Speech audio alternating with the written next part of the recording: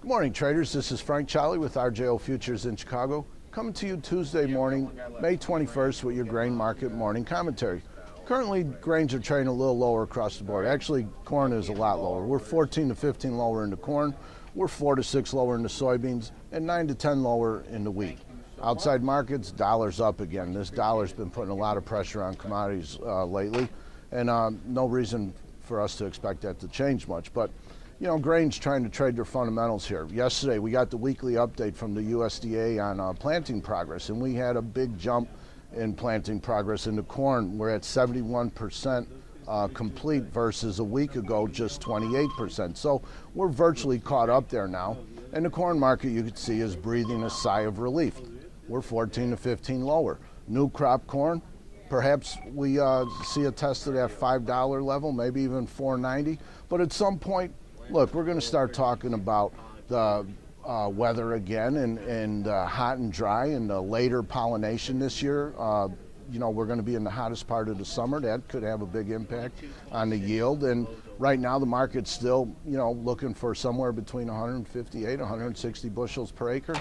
I think that's a stretch, and at some point we're going to start building some premium back into this corn market, I think. So let's keep an eye on that. We got 19% of the crop emerged versus 46% on average. What is above ground now does look good, but again, you know, things can change from here. Right now, this is putting some pressure on the market. At some point, again, though, we'll start to talk about the negative effects and how we need to build some premium back into the market. So it's not over yet. Soybeans, let's see, what do we have? 24% of the crop is planted versus 46 on average.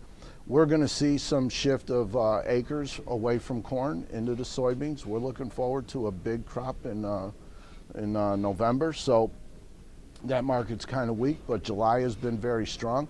July blew through that 1432 level. That was the 200-day moving average I talked about last week. Blew right through that, had a little pop above 1470 in the overnight. Now the market starts to get a little toppy up here. It's technically overbought, but 1490, maybe even $15. It's not much of a stretch now, and it's not out of the question, but the market is starting to look a little overextended. It will need some more bullish news to continue. At some point, July gets high enough, that spread, old crop, new crop spread, that thing's trading $2.40 or a little higher right now. That's a contract high, and things are getting a little frothy at these levels. So I think that, you know, without the continued bullish news, that market starts to lose some steam.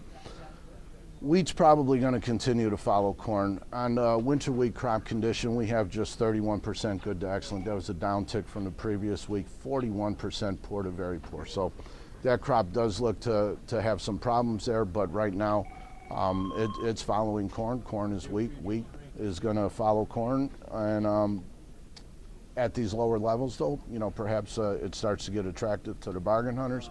Lower prices usually bring back demand, so we'll see what happens there. Spring wheat, 60% complete in planting versus 81% on average, so that is a little bit behind again. For the time being, it's going to get its direction from corn, and at some point, maybe wheat starts to trade its own fundamentals. We'll need to see demand pick up before that happens, though. So that's all I have time for now. Please feel free, shoot me an email or give me a call. My number is 800-826-4124. And as always, remember that trading commodity futures does involve substantial risk of loss and is not suitable for everyone. Thank you.